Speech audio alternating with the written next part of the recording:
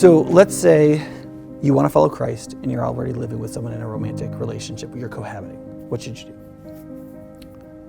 Well, it's important to recognize that Jesus was very specific about sexual sin and sexual ethics, how we're supposed to use our sexuality. Besides our humanity, our sexuality is the second most foundational thing about us. It's a big deal.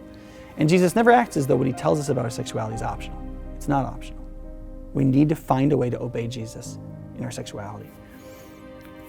What he taught is that there's two options for sexuality for human beings. One is unmitigated celibacy or unmitigated chastity. Celibacy is you don't have sex because there's no one you're married to.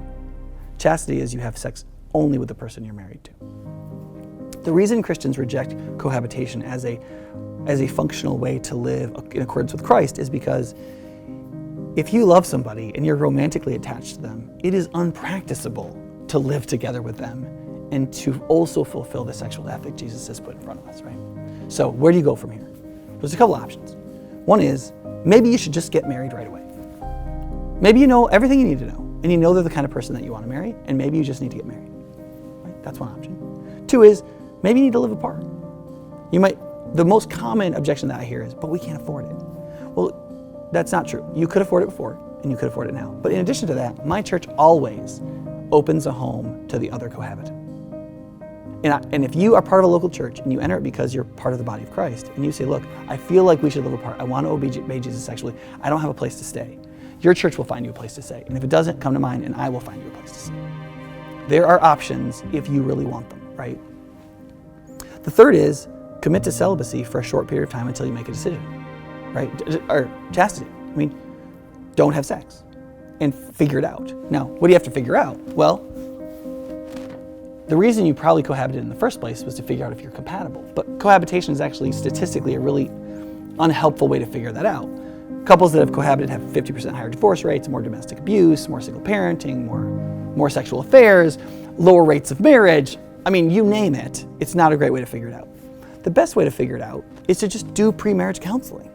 Go to a pastor or a Christian counselor or somebody who can take you through a course like Prepare and Enrich and actually match your compatibility and work you through some of these things and figure out whether you have the tools already to have a good marriage, right?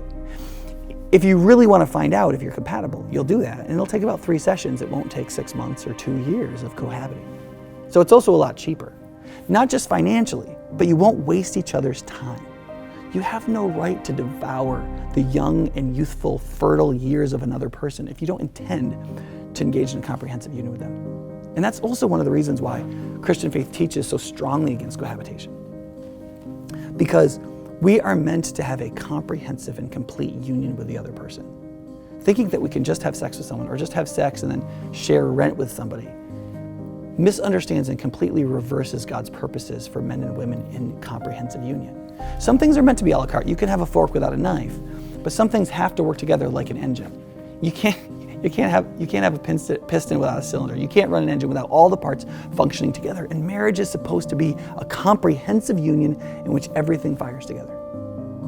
And not only does that matter for the long-term happiness of your life, or it matters for the integrity of your spirituality and your worship of God, it also matters for your enjoyment of sexuality itself. I mean, people, especially now, especially who are younger, often think that sexual freedom and expression are the ways to have sexual happiness throughout your life. But it's not. It's not.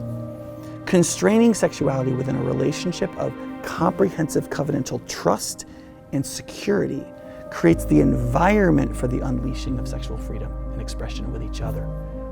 And sexual enjoyment over the long term has much less to do with technique and much less to do with the excitingness of new relationships and much more to do with long-term intimacy.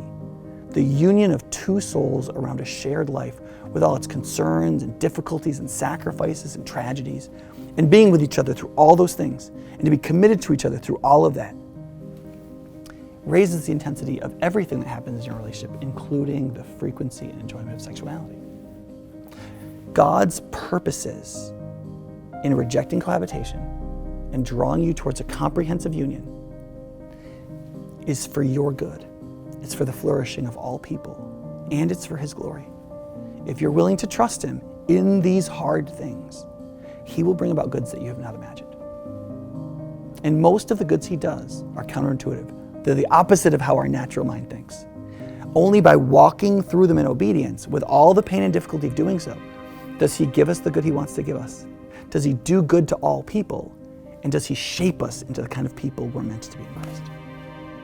Trust him.